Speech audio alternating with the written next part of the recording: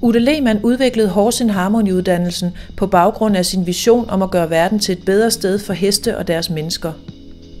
Med uddannelsen ønsker Ute at skabe et team af passionerede og empatiske hestemennesker med højt fagligt niveau, som kan give hands-on hjælp til alle, der har brug for det rundt omkring i landet.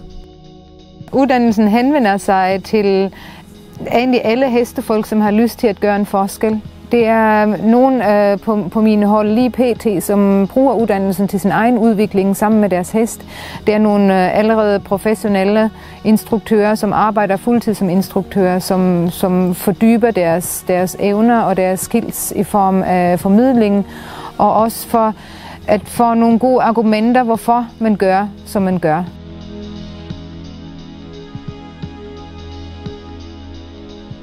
Det er stor behov for at få noget viden ud omkring, hvordan heste fungerer, hvordan lærer de, og at give folk noget konkret hjælp omkring basishåndtering i hverdagen.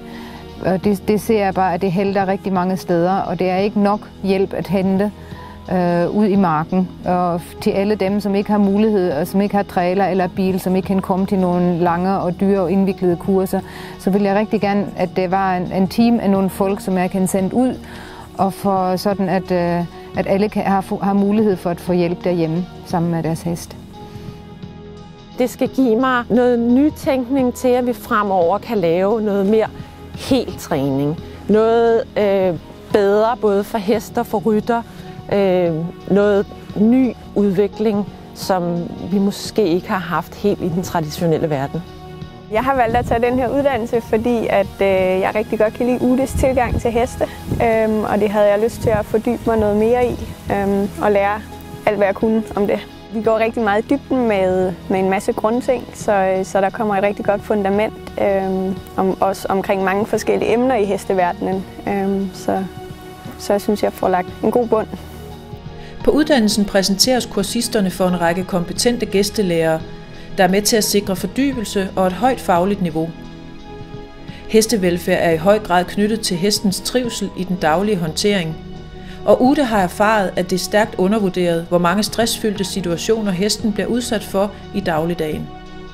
Ved at formidle mere viden og enkle brugbare teknikker, kan adfærdsproblemer afhjælpes eller endnu bedre forebygges. Så det er jeg kan sige, det er en meget bred basisuddannelse, som berører allermest basistræning, håndtering, trailerloading, at kunne gå med sin hest fra A til B uden at blive rendt ned. Alt det, som er rigtig meget brug for ud i rideskolerne for eksempel.